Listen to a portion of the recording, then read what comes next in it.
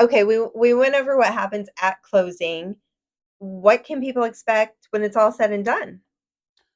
So post closing, typically something that people leave with in closing with us is we'll give them a copy of the settlement statement. Everything else at this point is going to get scanned in, and they'll get emailed copies of items. Depending on the county where they're at right now, they might either get an e-copy of their deed or they might get a paper copy of their deed, depending on the recording process. Uh, the state of Ohio is continuing to move towards e-recording for all the counties.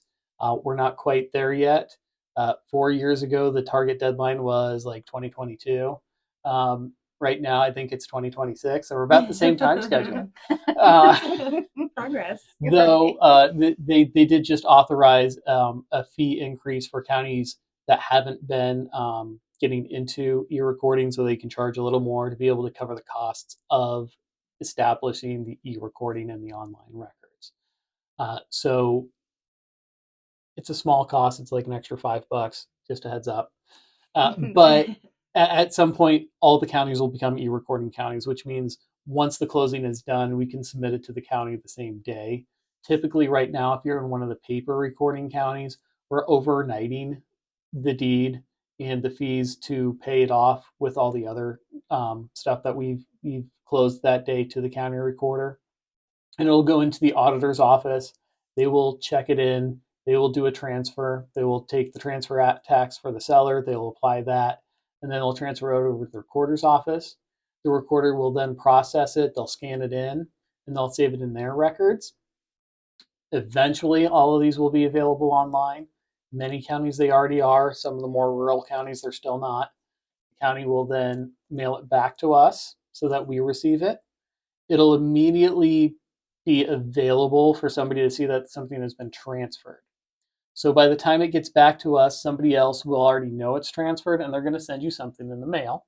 They will offer to get you a copy of that deed, and they will charge, I think, between $100 and $150 now. I don't know exactly what it is, just to see if you're going to pay it. You don't need to pay it, because once that deed comes back to us, we're going to go ahead and we're going to issue your title policy, because we'll put the recording information from the deed and the mortgage into the title policy, and then we'll be able to send it out to you.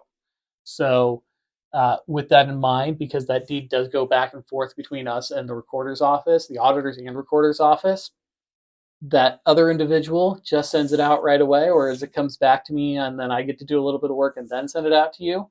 Their letter might beat mine to you. Don't go and buy it. Just give us a call. It's all at the top of your settlement statement. Ask us, when your deed is coming to you and when you can expect it, and we can give you a heads up. The deeds are paper deeds. They're exactly what you see at the closing table. It is not like a car title. For the first time home buyer, you do not get this nice, fancy, colorful piece of paper. It's just not what we do. It'd be nice if we did. Right. I mean, We're bougie. So it's just regular document. regular piece of paper. Okay. And if you ever lose it, it's perfectly fine. Again, once everything becomes digital, you'll be able to download it for free. Online records right now, they're free. They're supposed to be free. That's part of the reason why they're allowed to collect more on the recording costs, is to keep these things free for the public online. So yeah, if you ever lose it, don't worry about it. Your kid's running around and throws it in the fireplace. I don't know, whatever. Don't worry. Don't panic. Don't panic. It's okay. Good to know.